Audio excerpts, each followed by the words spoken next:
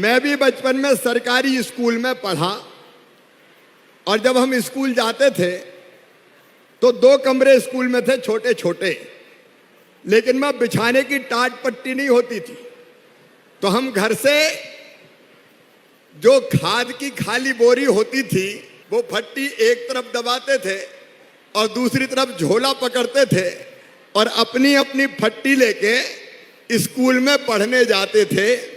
जमीन पे बैठ के पढ़ते थे।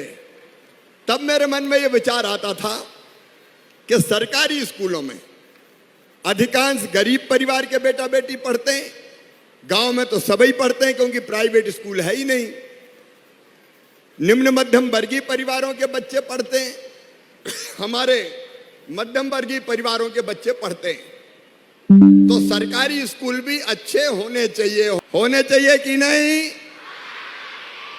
लेकिन तब दूसरी सरकार थी और उसने तो यह हालत कर दी थी कि स्कूल में जो शिक्षक हमारे अध्यापक पढ़ाते थे तो शिक्षक खत्म, अध्यापक खत्म, उन्हें कर दिया शिक्षाकर्मी।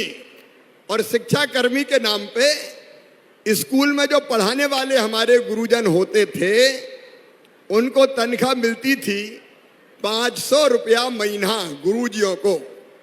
अब बताओ 500 रुपया महीना पे कोई ढंग से पढ़ा सकता था क्या? अरे जोर से बताओ ना, पढ़ा सकता था क्या?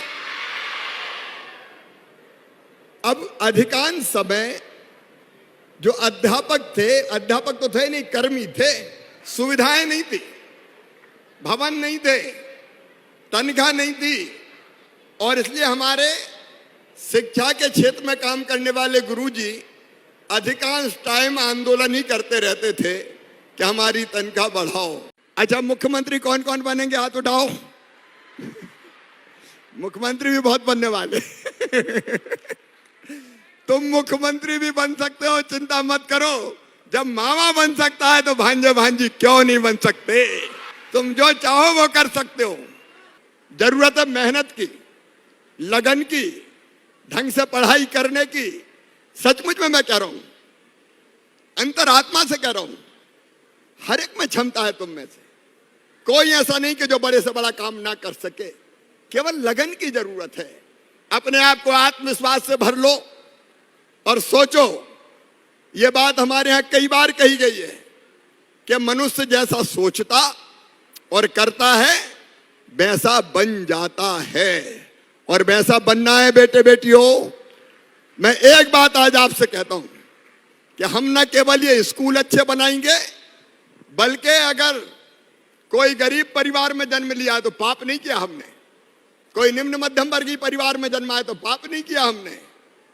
मैं आपको आज ये कहने आया हूं कि अगर तुम में टैलेंट है, क्षमता है, तो अब आगे बढ़ने में चिंता मत करना। अगर ढंग से पढ़ाई करोगे, मेधावी छात्र छात्रा बनोगे, तो चाहे मेडिकल कॉलेज हो, चाहे इंजीनियरिंग कॉलेज हो, चाहे आईआईटी हो, चाहे आईआईएम हो, चाहे लॉ कॉलेज हो, चाहे बिजनेस मैनेजमेंट के कोर्स हो, फीस चाहे कितनी भी हो, 10-20 लाख रुपया साल भी होगी, तो चिंता मत करना। फीस कौन भरवाएगा बताओ? फीस मामा और भारतीय जनता पार्टी की सरकार भरवाएगी।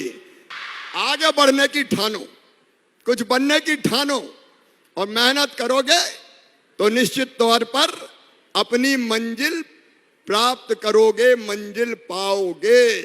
हम दुनिया में दीनहीन होके पैदा नहीं हुए, अपनी मेहनत से हम बड़े से बड़ा मुकाम हासिल करेंगे और अपने देश को भी आगे ले जाने में हमारा योगदान होगा।